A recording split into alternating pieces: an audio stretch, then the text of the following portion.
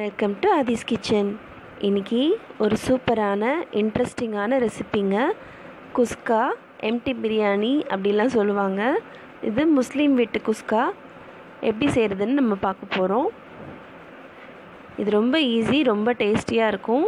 இது எப்படி செய்கிறதுன்னு பார்க்குறதுக்கு முன்னாடி இது வரைக்கும் ஆதிஸ் கிச்சனை சப்ஸ்கிரைப் பண்ணாதவங்க ப்ளீஸ் சப்ஸ்கிரைப் பண்ணுங்கள்.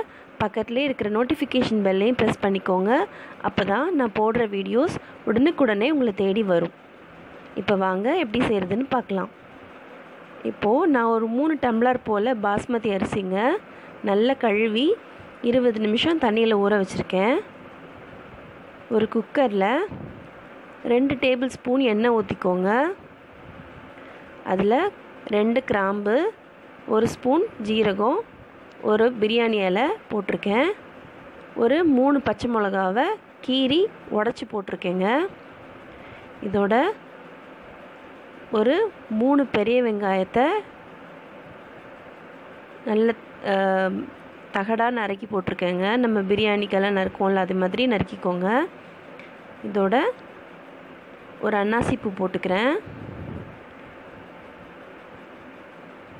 இதுக்கப்புறமா 2 ஸ்பூன் அளவுக்கு நெய் ஊற்றிக்கோங்க. வெங்காயம் நல்ல ப்ரௌன் கலராக ஆகணுங்க. அப்போ தான் நம்மளோட பிரியாணி அவ்வளோ டேஸ்ட்டாக இருக்கும். இந்த மாதிரி வதங்கணும். அது வரைக்கும் நல்லா வதக்கிக்கோங்க. வெங்காயம் நல்லா வதங்கினதுக்கப்புறமா 3 ஸ்பூன் அளவுக்கு இஞ்சி பூண்டு பேஸ்ட் போட்டுக்கோங்க.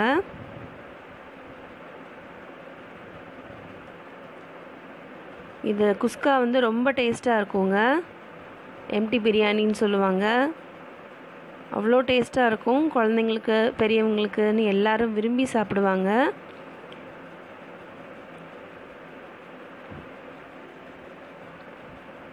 பச்சை வாசனை போகிற அளவுக்கு நல்லா வதக்கிக்கோங்க. வதங்கினதுக்கப்புறமா 1 ஸ்பூன் அளவுக்கு மிளகாத்தூள் போட்டுக்கோங்க. போட்டுட்டு நல்லா கலந்து விட்டுருங்க.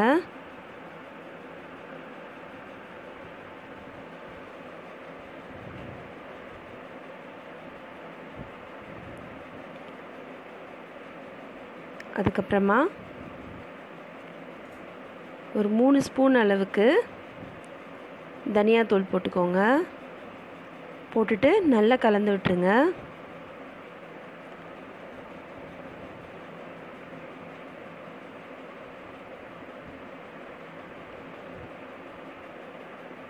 ரொம்ப சின்ன ஸ்பூனாக இருக்கிறதுனால நான் 4 ஸ்பூன் போட்டிருக்கேன். நான் ஆக்சுவலாக 1 ஸ்பூன் அளவுக்கு மிளகாத்தூளும் 3 ஸ்பூன் அளவுக்கு தனியாத்தூளும் போட்டுக்கோங்க. கரெக்டாக இருக்கும். இப்போது நம்ம ஒரு கரம் மசாலா, பிரியாணி மசாலா அரைக்க போகிறோம்.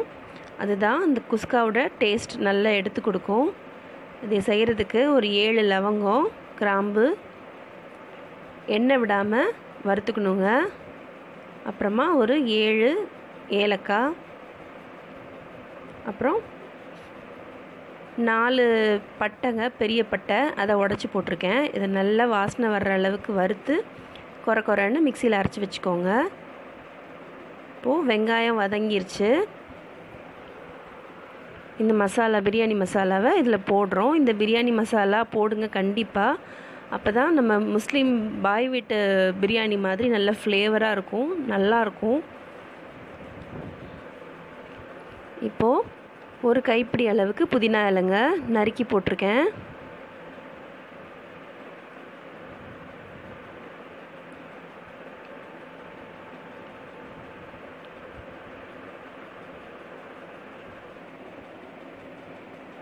அதுக்கப்புறமா ஒரு கைப்பிடி அளவுக்கு மல்லி இலையும் நறுக்கி போட்டிருக்கேன். போட்டுட்டு நல்லா கலந்து விட்டுக்கிறேன்.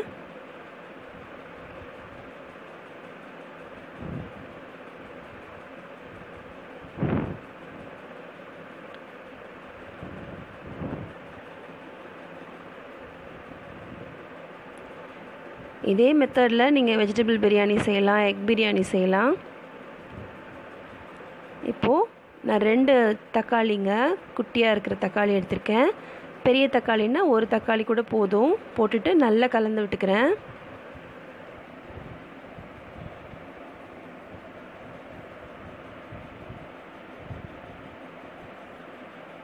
இப்போது நான் தேவையான அளவு உப்பு போட்டுக்கிறேன். போட்டுட்டு நல்லா கலந்து விட்டுக்கிறேன்.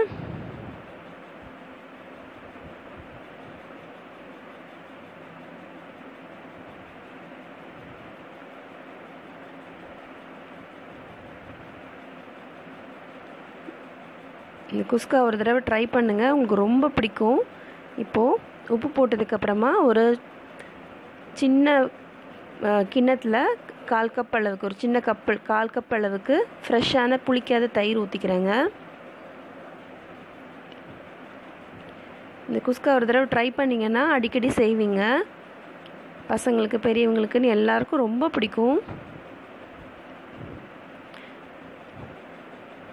நல்லா கரண்டி வச்சு தக்காளியை மசிச்சு விட்டுக்கோங்க. ஒரு 1/4 ஸ்பூன் அளவுக்கு மஞ்சள் தூள் போட்டுக்கோங்க.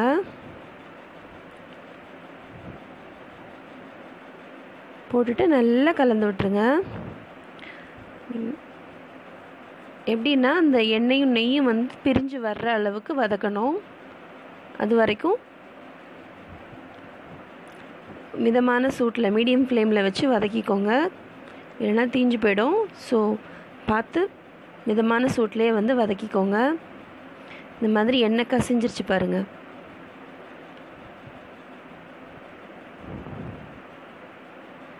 இது குக்கரில் தான் செய்கிறோம், ஆனால் அடி பிடிக்காது, குழையாது, நல்ல உதிரி உதிரியாக சூப்பராக வாசனையாக ரொம்ப டேஸ்ட்டாக இருக்கும். இந்த டம்ளரில் நான் 3 டம்ளர் அரிசி எடுத்திருக்கேங்க. இப்போது நம்ம 1 டம்ளருக்கு 1.5 டம்ளர் தண்ணி ஊற்ற போகிறோம். அப்போது நான் 3 டம்ளர் அரிசி எடுத்திருக்கேன் இல்லையா, அப்போ 4 டம்ளர் அளவுக்கு தண்ணி ஊற்றிக்கிறேங்க.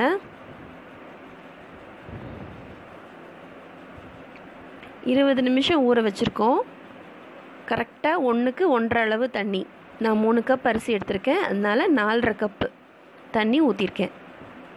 ஒரு கொதி வரட்டும். கொதி வந்த பிறகு ஊற வச்ச அரிசி இதில் போட்டு நல்லா கலந்து விட்டுட்டு குக்கரை மூடிடுங்க. மூடி போட்டு வெயிட் போட்டுருங்க. குக்கரோட விசில் வச்சுருங்க. வச்சுட்டு நல்ல சிம்மில் வச்சுருங்க. வச்சு கரெக்டாக ஒரு 10 நிமிஷம் வச்சுட்டு அடுப்பை ஆஃப் பண்ணிவிடுங்க. இப்போ 10 நிமிஷம் ஆயிடுச்சு. நான் திறந்து காட்டுறேன் பாருங்கள். என்னடா இப்படி இருக்குன்னு பயந்துடாதீங்க, இப்படி தான் இருக்கும். நல்லா அப்புறம் கலந்து விட்டிங்கன்னா உங்களுக்கே தெரியும் எவ்வளோ நல்லா வந்திருக்கும் அப்படின்ட்டு.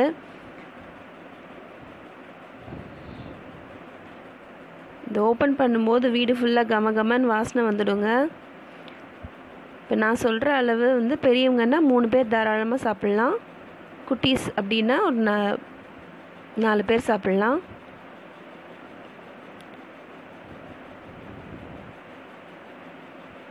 நல்லா கலந்து விட்டுருங்க. பாருங்கள் எவ்வளோ உதிரி உதிரியாக, ரொம்ப எண்ணெயாக இல்லாமல் சூப்பராக இருக்குது. இது கூட நீங்கள் வெங்காய பச்சடி, இந்த ரைத்தா சொல்லுவாங்கள்ல, அதை வச்சு சாப்பிட்லாம். இல்லைன்னா ஏதாவது கிரேவி குருமா வச்சு சாப்பிடலாம். Egg kurma, plain kurma, vegetable kurma, இல்லைன்னா நான்வெஜ் குருமா ஏதாவது வச்சு சாப்பிடலாம். சிக்கன் குழம்பு அந்த மாதிரிலாம் ஊற்றி சாப்பிட்டிங்கன்னா ரொம்ப அருமையாக அம்சமாக இருக்கும். பாருங்கள் எவ்வளோ சூப்பராக இருக்குது பார்க்குறதுக்கே, உதிரி உதிரியாக. அப்படியே பாய் வீட்டு பிரியாணி மாதிரியே இருக்குங்க.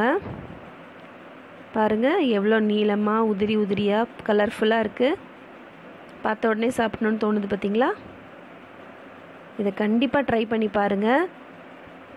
அடிக்கடி இந்த ரெசிபி உங்கள் வீட்டில் அப்புறம் நீங்கள் பண்ணுவீங்க. ரொம்ப ஈஸி பண்ணுறது, சட்டுன்னு பண்ணிடலாம். இந்த வீடியோ உங்களுக்கு பிடிச்சிருந்துச்சுன்னா லைக் பண்ணுங்கள், என் வீடியோவை ஷேர் பண்ணுங்கள். எப்படி இருந்துச்சுன்னு ட்ரை பண்ணிவிட்டு உங்கள் ஃபீட்பேக்கை மறக்காமல் கமெண்ட் பண்ணுங்கள். இன்னும்